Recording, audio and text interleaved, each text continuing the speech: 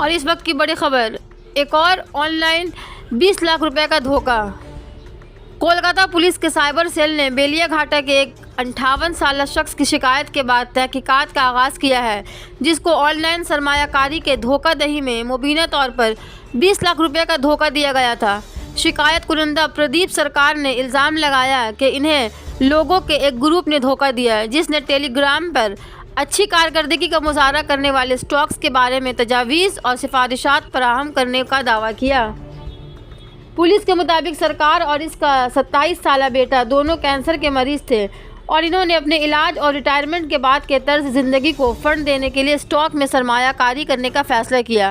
انہوں نے بتایا کہ وہ اپنے ڈیمیٹ اکاؤنٹ کے ذریعے باقاعدگی سے سرمایہ کاری کر رہے تھے۔ پردیپ سرکار نے دعویٰ کیا کہ وہ پچھلے سال تک اچھی کمائی کر رہے تھے۔ دسمبر میں مجھے فیس بک پر ایک لنک ملا جس میں لوگوں کو اسٹاک ٹریڈنگ کے مفت آن لائن کورس میں شرکت کی دعوت دی گئی تھی۔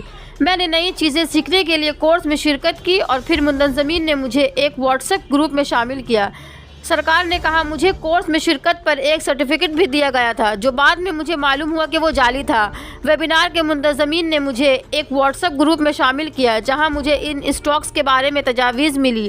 میں ان لوگوں سے ملوں گا جو اچھی کارکردگی کا مظاہرہ کر رہے تھے۔ مارکیٹ میں نے دوسرے ممبران کو بھی گروپ پر اپنے تجربات شیئر کرتے دیکھا۔ منتظمین نے جلد ہی مشورہ دیا کہ اگر ہم ادارہ جاتی تجارتی پلیٹ فارم کے ذریعے سرمایہ کاری کریں گے تو ہم زیادہ منافع کمائیں گے۔ کلکتہ اسٹیٹ ٹرانسپورٹ کارپوریشن کے ساتھ کام کرنے والے سرکار نے الزام لگایا کہ ملزم نے ممبران کو 6 ٹیلی گرام گروپوں میں تقسیم کیا۔ انہوں نے اسے انٹیگریٹڈ آرگنائزیشنل آؤٹ پلان کہا اور ہم نے XOXA نامی ادارہ جاتی تجارتی پلیٹ فارم کے ذریعے حصص میں سرمایہ کاری شروع کی۔ انہوں نے مشورہ دیا کہ ہمیں اپنی تمام انشورنس پالیسیاں اور حصص بیچنے چاہیے جن میں ہم سرمایہ کاری کر رہے تھے اور پھر ان کے ذریعے سرمایہ کاری کریں۔ اس وقت میرے XOXA اکاؤنٹ نے ظاہر کیا کہ میرا پیسہ امریکی اسٹاک میں لگایا گیا تھا اور میری سرمایہ کاری پہنچ گئی تھی 1 کروڑ کے اوپر، اس لیے میں نے کمپنی کے ذریعے سرمایہ کاری جاری رکھی، سرکار نے کہا۔ تاہم جب میں نے رقم نکالنے کی کوشش کی تو نہیں نکل سکا۔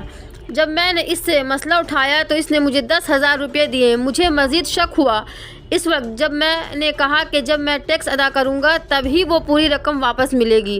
2 فروری کو انہوں نے ہمیں بتایا کہ ہم 13 لاکھ روپے ٹیکس ادا کرنے اور ٹیکس کلیئرنس سرٹیفکیٹ حاصل کرنے کے بعد تمام رقم نکال سکتے ہیں۔ پیسے نکالنے سے پہلے میں انہیں ٹیکس کیوں ادا کروں گا؟ جب میں نے ٹیلی گرام گروپ کے دیگر اراکین سے رابطہ کرنے کی کوشش کی تو مجھے معلوم ہوا کہ زیادہ تر ممبران بین الاقوامی کال سینٹرز کے رابطے کی تفصیلات میں تھے۔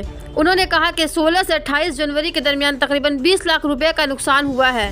میں نے اپنی تمام محنت کی کمائی اور بچت کھو دی ہے۔ میں نے وہ اسٹاک فروخت کیے تھے جن میں میں نے ذاتی طور پر سرمایہ کاری کی تھی۔ مجھے بعد میں معلوم ہوا کہ زیادہ تر ممبران اس میں ملوث تھے۔ یہ گروہ جعلی تھا اور ایک منظم گینگ کا حصہ تھا، سرکار نے کہا۔ میں نے پولیس میں شکایت درج کرائی۔